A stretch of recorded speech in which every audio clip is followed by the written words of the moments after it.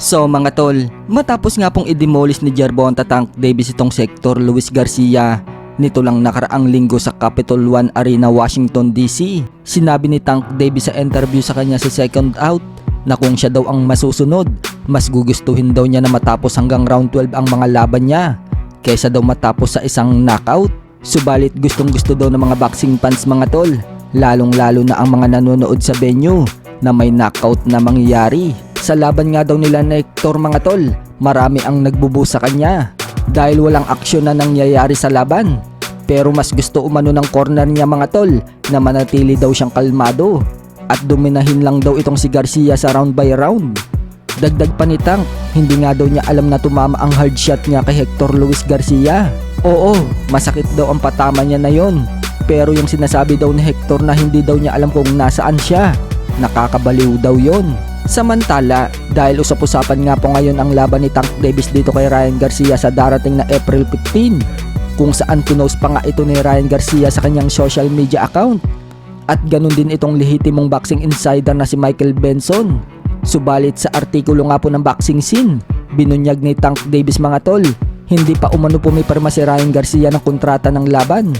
Anya ni Tank Davis, kung siya daw ang tatanungin, mas gusto na daw niya makalaban sa susunod itong si Ryan Garcia. Subalit hinihintay pa din daw nila na pirmahan ni Ryan Garcia ang kontrata para kasado na talaga ang laban nila. Ayon nga po sa report mga tol, maglalaban sila sa catchweight ng 136 pounds. Bagamat may petsa na ang laban, wala pang venue kung saan ito gaganapin. Wala pa naman pong sagot si Ryan Garcia sa pahayag ni Tank Davis na hindi pa siya pumipirma ng kontrata. Sa kabilang banda naman mga tol, puspusan na nga po ang pag-iinsayo ng dalawa nating kababayan na mapapasabak sa world title ngayong taon. Ito nga po ay sina Marlon Tapales at Jade Bornea. Sa video nga po ni Marvin Mabait TV, makikita na magkasama ang dalawang Pinoy sa wildcard gym at doon puspusang pinaghahandaan nila ang kanilang paparating na world title bout.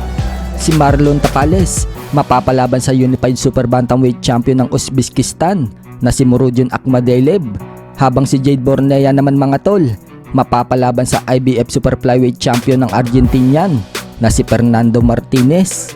Kapag nakuha ng mga pambato natin ang mga panalo na ito, madadagdagan na ang World Champion ng Pinas. Bagamat dihado ang ating mga kababayan sa laban, hindi nawawala ng pag-asa ang mga Pinoy boxing fans na sa huli, Pinoy pa din ang mananalo. Katulad na lang ng pagsungkit ni Melvin Jerusalem ng world title sa WBO minimum, kung saan dihado ang Pinoy sa laban, pero pinatunayan niya ang lakas niya nang pabagsakin niya ang champion ng Japan na si Masataka Taniguchi sa round 2 na naganap sa bansang Japan nito lang nakaraang Biyernes. Sa kabilang dako naman mga tol, Yummer Marcial, ginaya ang move ni Manny Pacquiao. Makikita nga mga tol sa video na pinost ni Yummer Marcial sa kanyang FB page na ginaya nito ang move ni Manny Pacquiao na pagbumato ng kaliwa sabay ikot sa kanan.